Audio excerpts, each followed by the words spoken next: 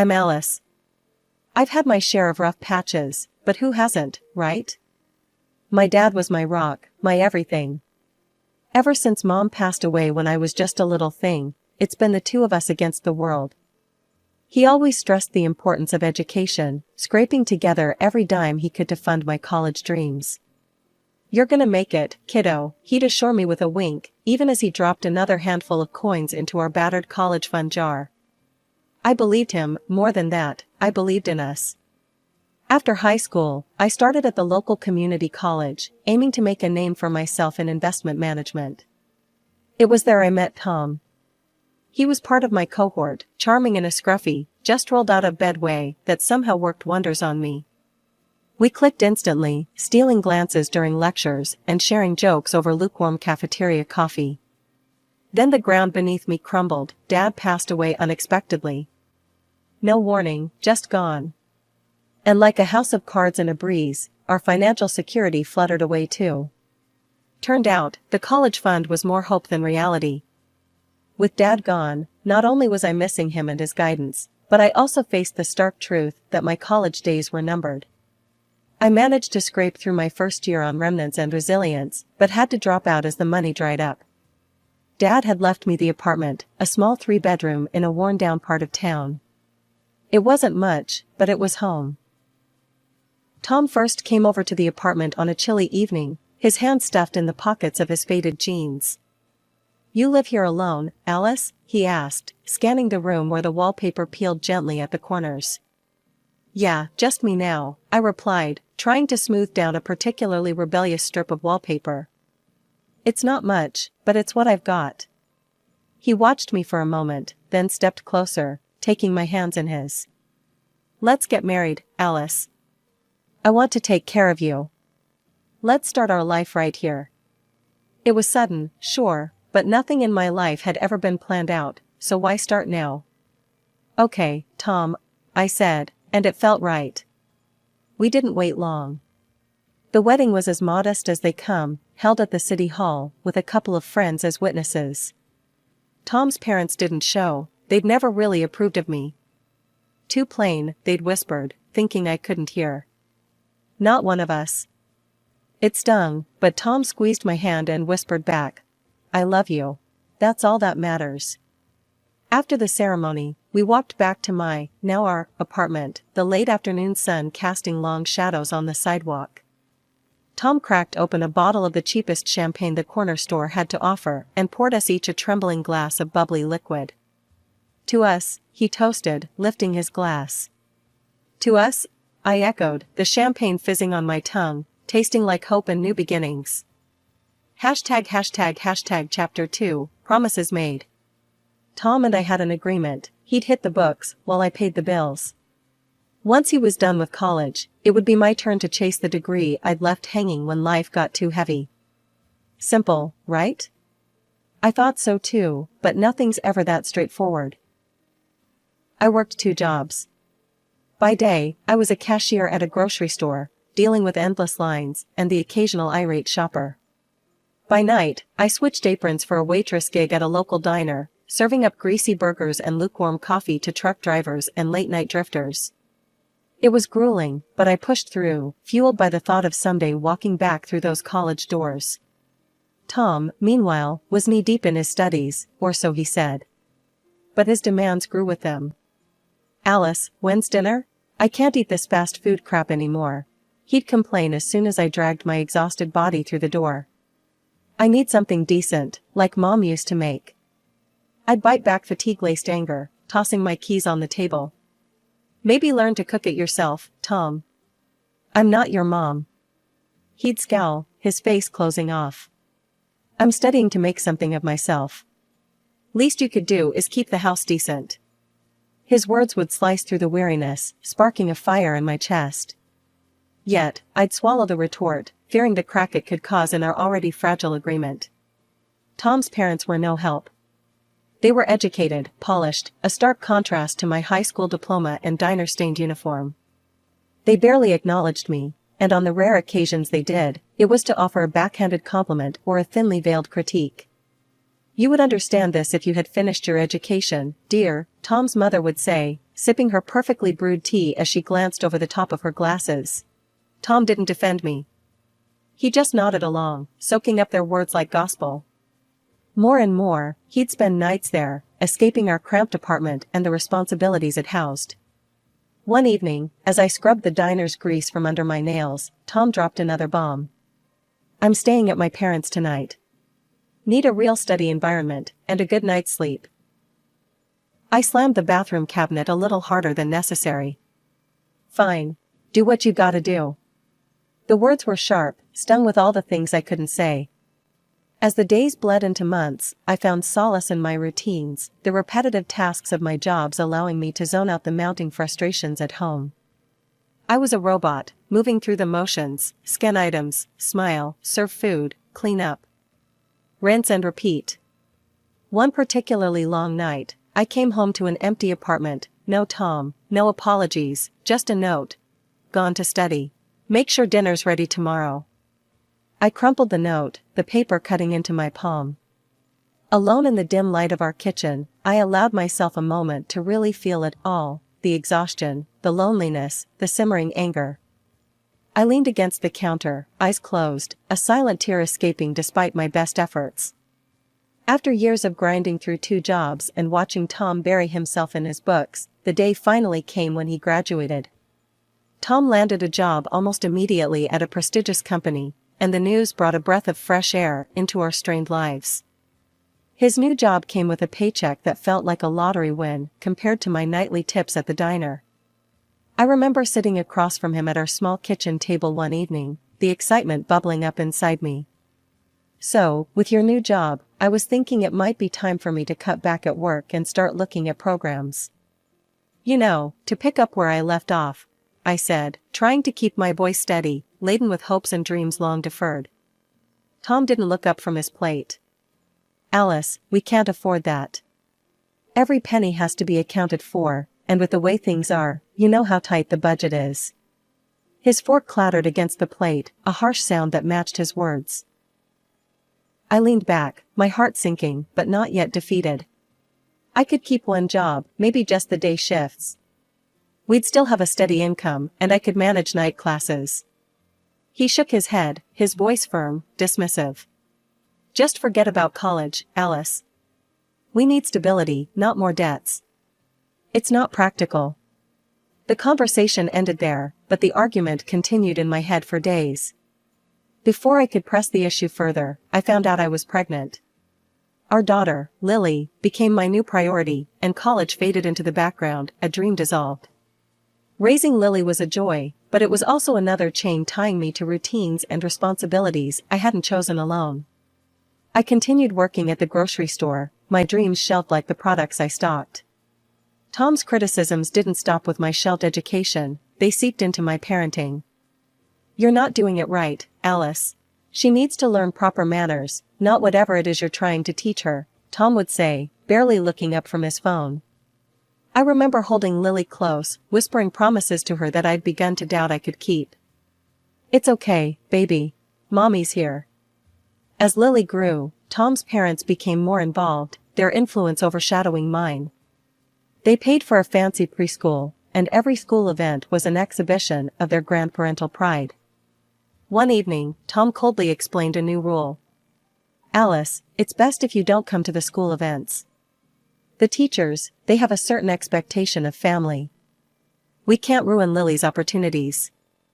I felt the sting of those words, a slap dressed up as paternal concern. So, what am I supposed to do? Just stay home and pretend I don't have a daughter who's growing up, learning things I'm not teaching her, becoming someone I barely know? It's for the best, was all he said, his indifference the final nail in the coffin of our once shared dreams. The years twisted along, and Tom's words had weight, not the kind that anchors you in safety, but the kind that pulls you under. His sharp commands to our daughter, Lily, left marks, teaching her the lessons of disrespect and disdain toward me, her mother. Alice, don't bother telling her what to do. She listens to me, not you. It's for her own good, Tom snapped one evening when I suggested Lily might set the table. In front of Lily, his words were always like this. I watched, heart sinking, as my little girl's eyes hardened to match her father's. "You don't know anything, Mom," Lily would toss at me when I asked for help around the house. Her tone mimicked her father's, each word a barb. I tried to reach her, to bridge the widening gap with mother-daughter chats, but she only pulled further away, retreating to a world where I couldn't follow, a world painted by Tom and his parents. One humiliating afternoon brought everything painfully into focus. Lily had friends over, laughter and light voices echoing down the hallway of our home. I was cleaning when I bumped into them in the hall. Lily froze, her eyes darting between me and her friends. I smiled, wiping my hands on my apron, about to say hello. But before the words could form, Lily cut in. "Oh, this is just our housekeeper." Her friends nodded, barely giving me a second glance as they shuffled past into Lily's immaculately kept room, off limits to the likes of me. The door clicked shut, and the muffled bursts of teenage giggles were like needles to my chest. I retreated to the kitchen, sinking against the fridge as tears betrayed my resolve not to let this break me. I was her mother, not some dismissed servant in my own home. That evening, I confronted Tom, my voice shaking but firm. "How can you let her, our daughter, treat me like this?" Today she called me the housekeeper, Tom. In our home. Tom didn't look up from his paper. "Maybe if you didn't look the part, she'd respect you more. You're always cleaning, always in those rags. What do you expect?" His words stung, slicing through whatever defenses I had left. "I'm trying, Tom. I'm trying to make this a home. But you and your parents, you're teaching her to hate me." He scoffed, folding his newspaper with precision. "Alice, you need to stop being so sensitive. She's growing up in a different world than you did. She needs to fit in." Nights turned restless, my thoughts spiraling. Tom's distancing, the casual cruelty of his parents, and now Lily's rejection, painted a stark picture. I was an outsider in my own life, my role diminished to that of a silent provider, unseen and unappreciated. As I watched Lily grow into a teenager, her embarrassment of me became more pronounced. Her comments about my outdated clothes, my simple manners, cut deeper, because they echoed Tom's words. She was ashamed to be seen with me, her mother, who had sacrificed everything only to be rendered invisible. Turning 37 wasn't supposed to be a milestone, but I had hoped it would be a turning point for something better, something kinder. With a heart full of tentative hope, I booked a table at a nice restaurant downtown, a small celebration, just me, Tom, and Lily. Nothing fancy, but something to maybe, just maybe, bring us back together for a night. I got home from work, my spirits buoyed by the thought of a quiet dinner with my family. The apartment was quiet when I walked in, too quiet. Tom and Lily were sitting in the living room, their faces turned towards the TV, looking like they were braced for bad news. "Hey, I've got a surprise. I booked us a table at Marcello's for dinner, to celebrate my birthday. Just the three of us," I said, my voice bright, forcing cheerfulness into the edges of my exhaustion. Tom turned off the TV and looked at me, an eyebrow raised, a smirk playing at the corner of his lips. "Alice, seriously? You think we want to go out and celebrate with you? A dropout? What would we even talk about?" Tom's words were casual, but they cut deep, his smirk turning into a sneer. "Yeah, Mom, it's kinda embarrassing. You wouldn't even know which fork to use," Lily added, her words echoing her father's disdain.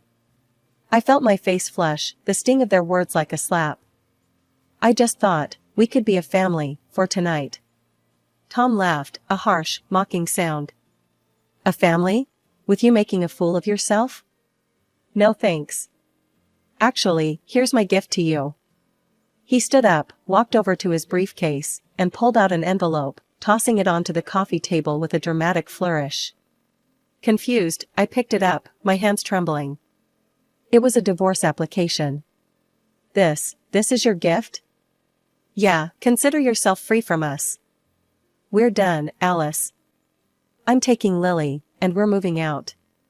You can keep this place," he said, his words cold, calculated. Lily just nodded, standing up to join her father. "I'd rather live with Dad." "I can't be seen with you, Mom. It's just too embarrassing." They packed up their things with chilling efficiency. I watched, frozen, as my world was dismantled piece by piece. Not just the physical pieces of our lives, but the last vestiges of any affection, any pretense of a relationship. They left without a goodbye, the door closing with a soft click that echoed like a gunshot in the empty apartment. The divorce proceedings were quick, clinical, and brutal. Tom's parents testified about my inadequacies, painting me as an uneducated, unfit mother in stark, unforgiving strokes. Even Lily spoke, her voice steady, her words rehearsed. I want to live with my dad. He's better for me. Sitting there, in that sterile courtroom, listening to the litany of my supposed failures, I felt something inside me break, or maybe, it was something coming together, a realization hardening into resolve. They were all strangers, their words no longer capable of wounding me as they once had. I was alone, truly alone, but perhaps that was the freedom I needed. I knew one thing for sure, I needed to prove, if to no one else but myself, that I was capable of much more. That burning resolve led me back to the doors of the college I had left years ago. I enrolled again, older than most of my classmates, and with a fierceness in me that only life's hard knocks can bestow. I hired tutors, spending evenings grappling with investment theories and financial models, my eyes bleary from the strain. Social media was a minefield, though. Every so often, a photo of Tom, Lily, and that woman, Tom's new partner, would pop up. They looked happy, carefree, living it up in some swanky downtown apartment that screamed luxury. The sting of seeing them so blissful, while I was over here piecing myself back together, was a sharp one. But instead of letting it drag me down, I used it as fuel.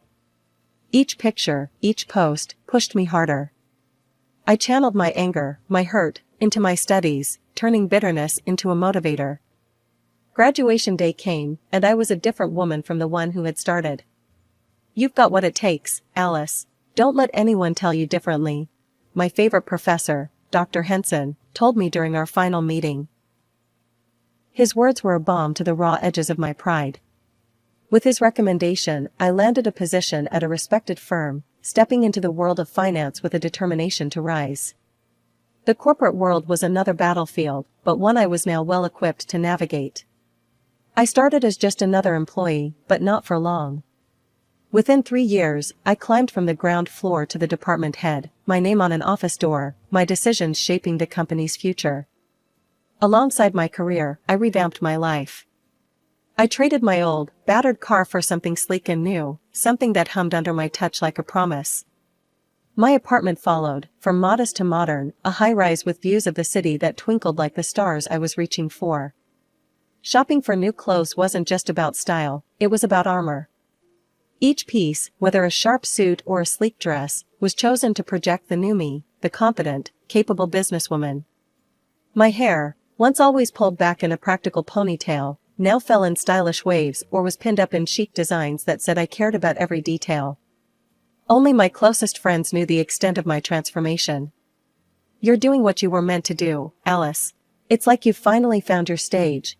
My friend Jenna told me over coffee one day, her eyes wide as she took in the changes. Yeah, I guess I have, I admitted, sipping my espresso. Tom and Lily, and all the pain associated with them, faded into the background, becoming just a part of my story, not the defining chapter. There I was, browsing job listings late one night, when I stumbled across an opening that made my heart skip a beat. A department head position at none other than the company where my ex-husband, Tom, worked. I applied, half out of a deep-seated need to prove myself, half out of the sheer audacity of it all. The interview was the next week. I walked in there with all the confidence of a woman who had nothing to lose and everything to prove. The interviewers were a panel of 3, each more impressed than the last as we discussed everything from market trends to financial strategies. By the end, they seemed genuinely excited about what I could bring to the table. Well, Alice, I must say, it's refreshing to see such a clear vision and detailed knowledge. We'd be lucky to have you on board, the senior interviewer remarked, a genuine smile spreading across his face. Thank you. I'm ready to hit the ground running, I replied, my tone steady, my resolve firmer than ever. My first day was something out of a movie. As I was introduced to my new team, the room was filled with polite applause and welcoming smiles.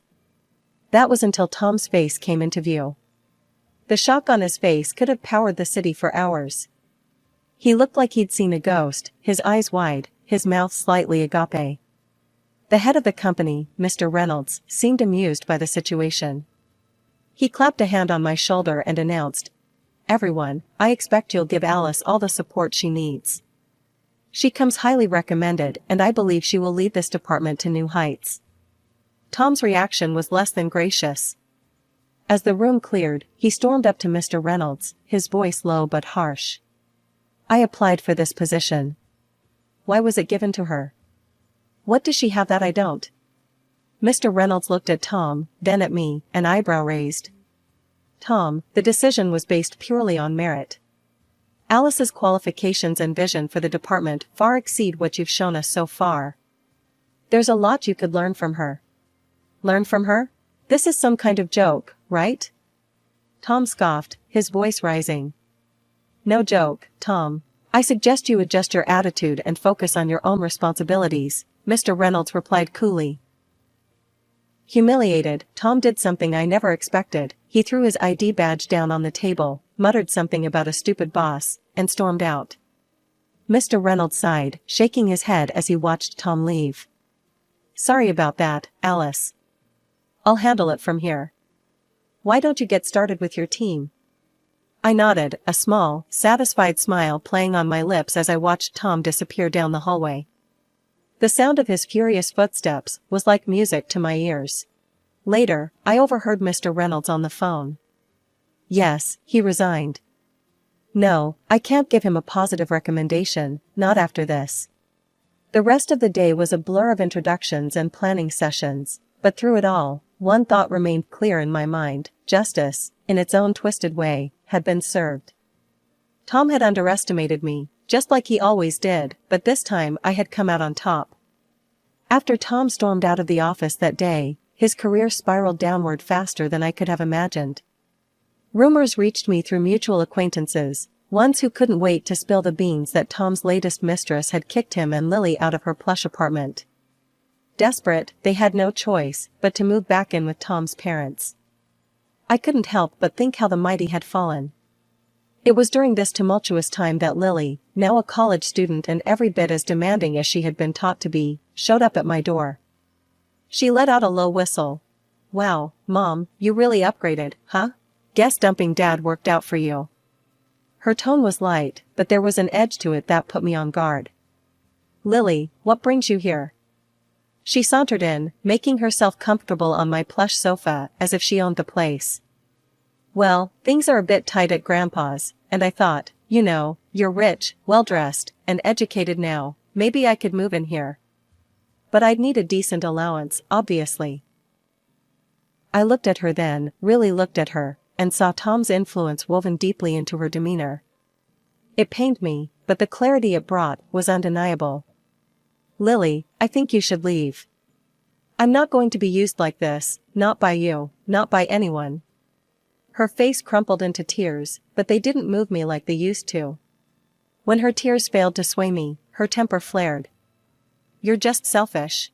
Just like you always were," she shouted as she stormed out, her parting words a sting in the calm of my apartment.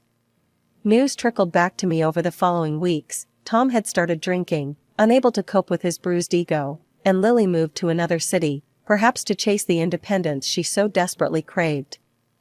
As for me, life settled into a rhythm of success and new beginnings. I met Michael, a colleague whose kindness and quiet strength were the antitheses of Tom's bluster and cruelty. Over time, our friendship deepened into love, and we married in a small, joyful ceremony, surrounded by those who truly wished us well. Reflecting on the tumultuous journey, I realized I had come out stronger, wiser, and more compassionate. I had lost a family only to find myself, and in doing so, gained a chance at a love and life that was genuine and fulfilling. Looking ahead, I felt ready for whatever came next, secure in the knowledge that I had not only survived but thrived, crafting a narrative of triumph that was entirely my own.